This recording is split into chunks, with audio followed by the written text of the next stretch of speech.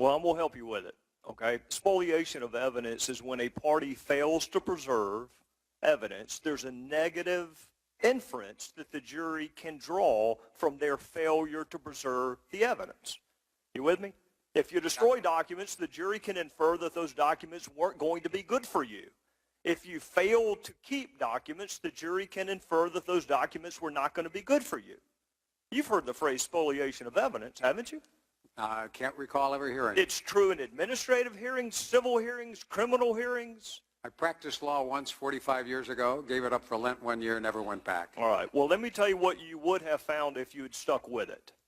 When a party has a duty to preserve evidence or records and they fail to do so, there is a negative inference that is drawn from their failure to preserve the evidence. It's common sense, right? If you destroyed something, the jury has a right to infer that whatever you destroyed would not have been good for you, or else every litigant would destroy whatever evidence was detrimental to them. Agreed? I'm not sure. I think if you destroy the evidence and people could prove it, it wouldn't be a good thing for your defense. Well, no, it's worse than that. The jury can draw, and they're instructed, they can draw a negative inference. All right. And that's true if a taxpayer is being sued by the IRS administratively, civilly, or prosecuted criminally, and they fail to keep documents, the jury can draw a negative inference from the fact that they didn't keep receipts or emails or documents. So if it's true and applies to a taxpayer, it ought to apply to the IRS as well. Agreed? Is this a trial? Is this a jury? Is that what you're... I said administrative, civil, or criminal. If you want to go down that road, I'm happy to go down it with you, Commissioner. In fact, I'm glad you mentioned it. You have already said multiple times today that there was no evidence that you found of any criminal wrongdoing. I want you to tell me what criminal statutes you've evaluated. I have not looked at any. Well, then how can you possibly tell our fellow citizens that there's no criminal wrongdoing if you don't even know what statutes to look at? Because I've seen no evidence that anyone consciously... Well, how would you know what elements of the crime existed? You don't even know what statutes are at play. I'm going to ask you again. What statutes have you evaluated? I think you can rely on common sense that nothing I have seen... Common sense. Instead of the criminal code, you want to rely on common sense. No, Mr. You can shake your head all you want to, Commissioner. You have said today that there's no evidence of criminal wrongdoing. And I'm asking you what criminal statutes you have reviewed to reach that conclusion. I've reviewed no criminal statute. All right, so you don't have any idea whether there's any criminal conduct or not because you don't know the elements of the offense. I've seen no evidence of wrongdoing. Oh, well, that's very different from no evidence of criminal misconduct, Commissioner. Well, it seems to me if you haven't done wrongdoing, it'd be pretty hard to argue that you've had some criminal violation if you did. Well, what did Lois Lerner mean when she said perhaps the FEC will save the day?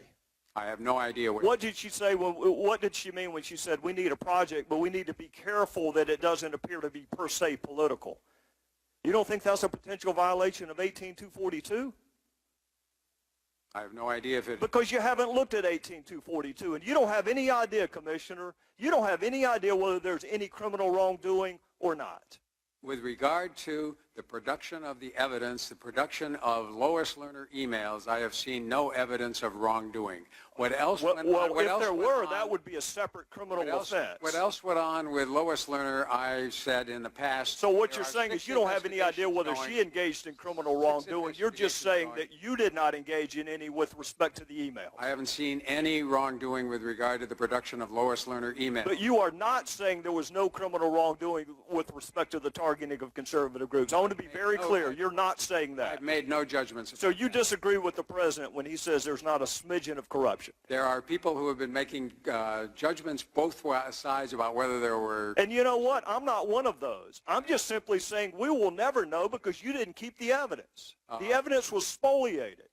And whether it's negligent, whether it's intentional, whether it's reckless, we still don't have the evidence, Commissioner. Well, you have the evidence that there is no emails from the White House. You have all of the Treasury emails. So the basic premise that this was an argument in a conspiracy driven by the White House does not... No, sir, you're wrong about that. You're wrong about that. That you're repeating a talking point from our colleagues on the other side that we're obsessed with the White House. It was Jay Carney who perpetuated the myth that it was 2 rogue agents in Ohio. It wasn't any of us. Was that accurate? Was that first initial line of defense that this is just 2 rogue agents in Ohio? Was that accurate, Commissioner? Not that I know of. All right, so that wasn't accurate, and that came from the White House. Who said there's not a smidgen of corruption? Who said that, Commissioner? My understanding is that was the president. Or it was the president. So that's Jay Carney and the president both inserting themselves into the IRS scandal. And you want to blame us for bringing the White House into it? I haven't blamed you at all. You just did, Commissioner. You just did. Well, it's a good argument. All I said was the White House has revealed there were no Lois Lerner emails. Treasury has given you all of their emails. So to the extent that the argument was that Lois Lerner was conspiring and emailing back and forth, thus far I haven't seen any. But you can be engaged in a conspiracy that doesn't include the White House. Gentlemen. Good. I think time's up. Right. Thank you, sir.